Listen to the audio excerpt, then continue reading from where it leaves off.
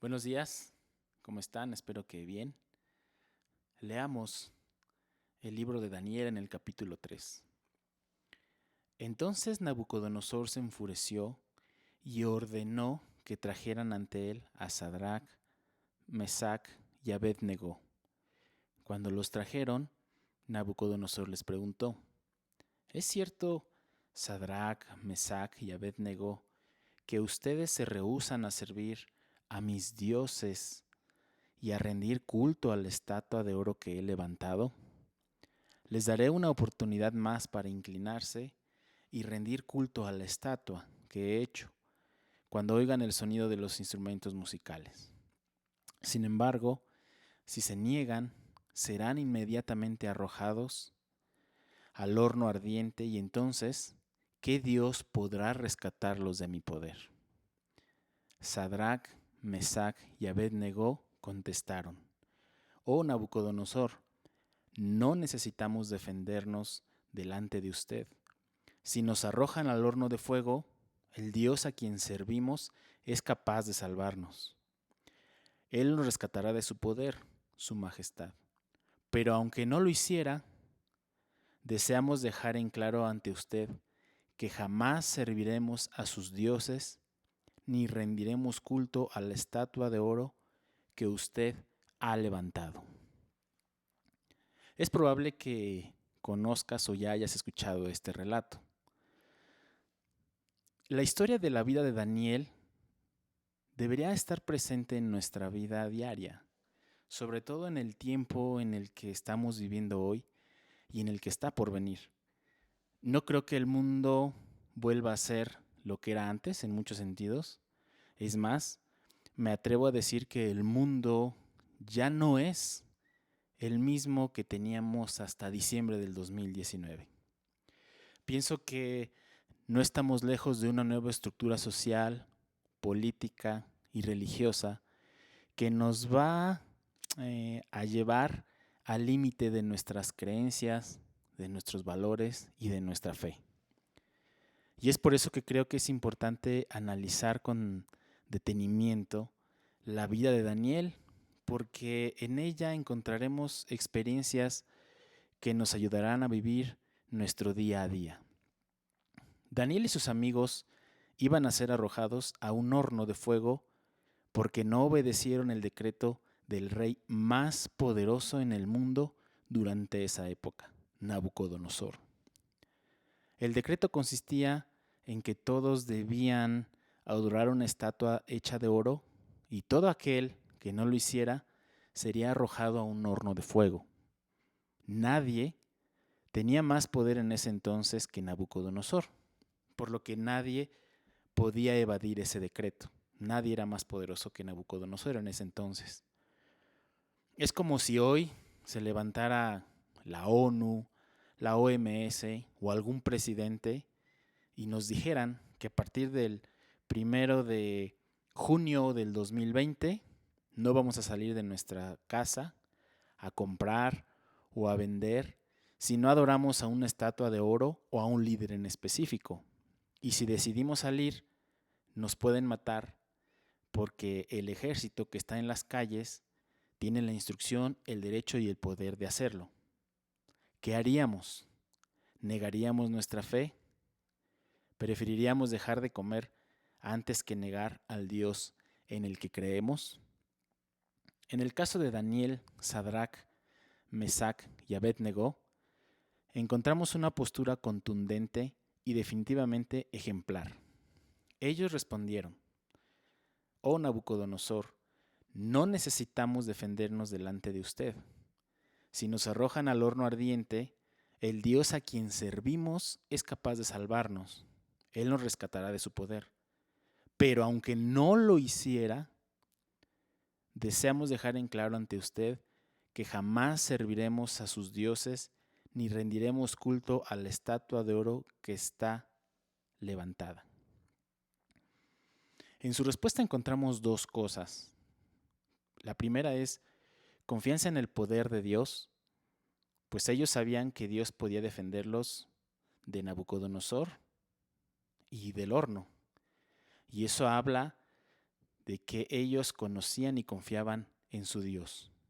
Pero creo que más importante es que encontramos en esta respuesta que ellos estaban dispuestos a aceptar cualquier decisión de Dios de manera incondicional. Cuando dicen, Él nos rescatará de su poder, pero inmediatamente ellos dicen, pero aunque no lo hiciera, es decir, ellos reconocen que Dios podía salvarlos o no. Vemos en ellos a personas que no condicionan su amor y lealtad a Dios en función de lo que Dios haga o no por ellos.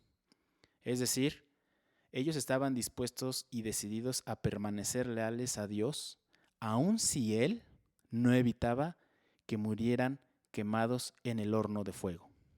Y la pregunta es, ¿cómo llega una persona a aceptar sin desesperación y sin frustración el hecho de que va a morir quemado?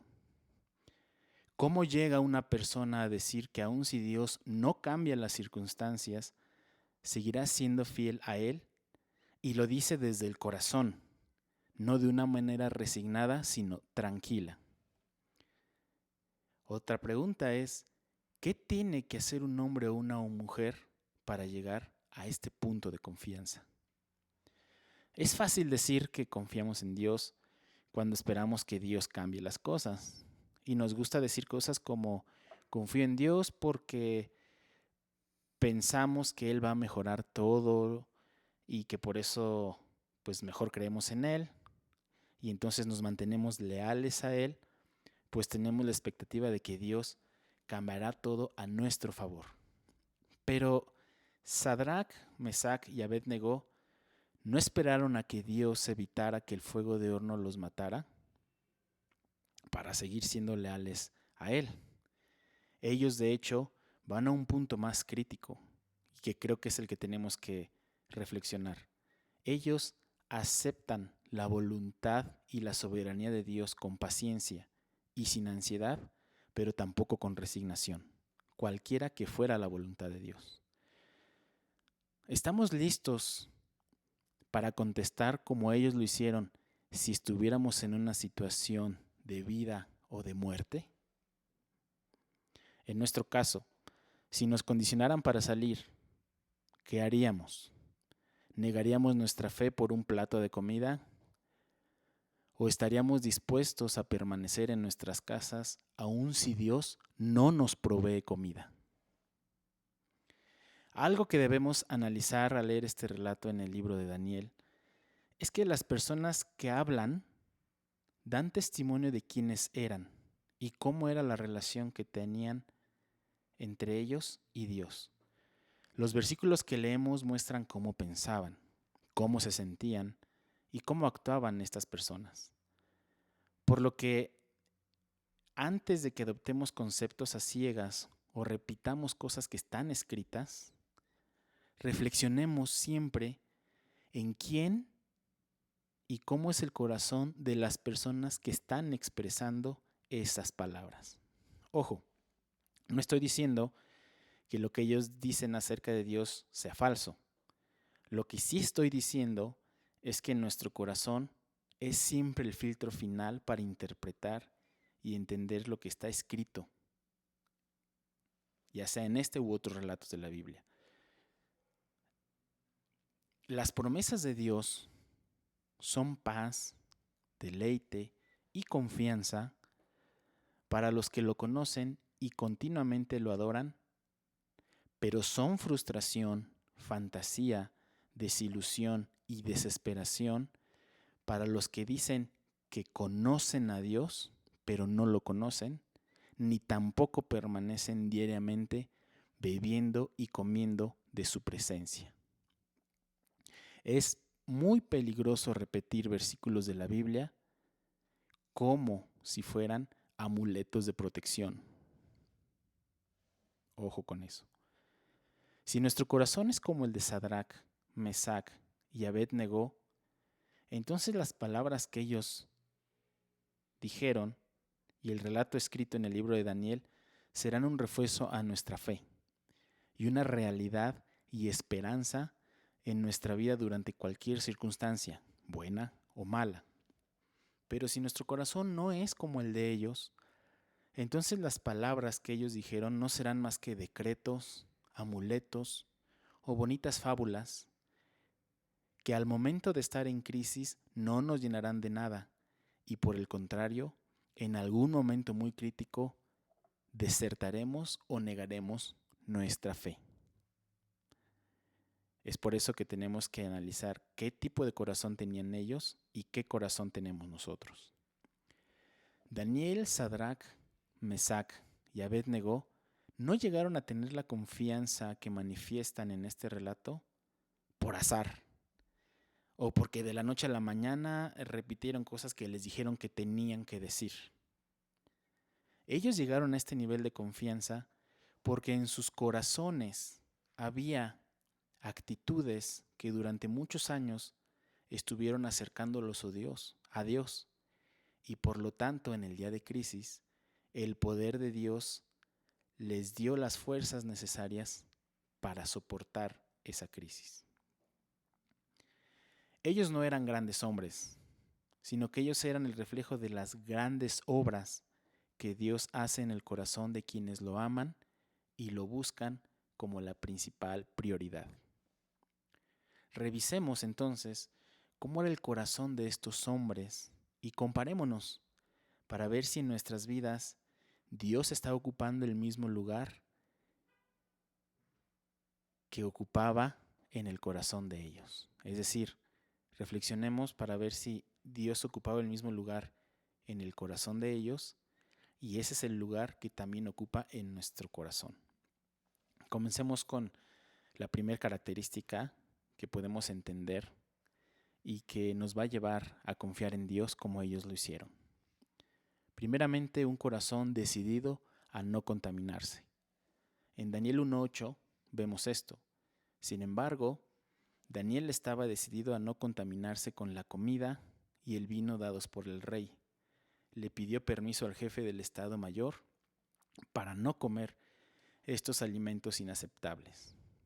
La primera característica que vemos es que en el corazón de Daniel había una decisión para vivir una vida que le fuera agradable a Dios, siempre, cuando lo veían y cuando no lo veían.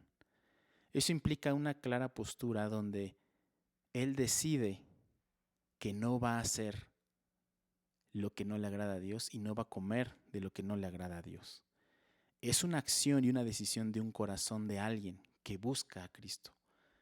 No es una decisión al azar. Si somos de los que buscamos y reflexionamos en todo lo que es verdadero, todo lo honesto, todo lo justo, todo lo puro, todo lo amable, todo lo que es de buen nombre y en cosas dignas de alabanza, nos deleitamos en adorar a Dios y cada vez queremos conocer más de Él y nos agrada todo lo que a Dios le agrada, entonces podemos decir que tenemos un corazón similar al de Daniel y sus amigos. Por otro lado, si somos de los que continuamente estamos cayendo en inmoralidad sexual, cosas como me acuesto con mi novio porque es cristiano y al final nos vamos a casar. Si usamos amuletos o confiamos en los números o en los horóscopos, o somos peleoneros, celosos, tenemos arrebatos de furia, somos egoístas, envidiosos, me la vivo en fiestas desenfrenadas y soy el borrachín de cada viernes o cada que se pueda, entonces mi corazón no es como el de Daniel. Y aquí te preguntaría, ¿cómo es tu corazón? La segunda característica que vemos en Daniel es que es un corazón que come y bebe 3 veces al día de la presencia de Dios. En Daniel 6:10 encontramos algo muy importante. Sin embargo, dice así la palabra, cuando Daniel oyó que se había firmado la ley, fue a su casa y se arrodilló como de costumbre en la habitación de la planta alta, con las ventanas abiertas que se orientaban hacia Jerusalén. Oraba 3 veces al día, tal como siempre lo había hecho, dando gracias a Dios. Daniel oraba 3 veces al día, tanto en circunstancias buenas como en circunstancias malas. El corazón de Daniel literalmente se llenaba de la presencia de Dios. Si tú analizas este pasaje, encuentras que Daniel fue a hacer lo que habitualmente hacía. Cuando le dijeron que iba a ser asesinado, él hizo lo que siempre hacía, ir a buscar a Dios y agradecerle. Si leemos nosotros diariamente nuestra Biblia y oramos también diariamente, así como comemos nuestros 3 alimentos diarios, entonces nuestro corazón se va a parecer al de Daniel y nos vamos a identificar con él. En cambio, si solo oramos cuando algo malo pasa o porque nuestros papás nos dicen que tenemos que orar y leer la Biblia, entonces no hemos conocido ese pan diario que nos llena y satisface en todo momento. ¿De qué nos llenamos diariamente? Déjame hacerte unas preguntas para diagnosticar tu corazón.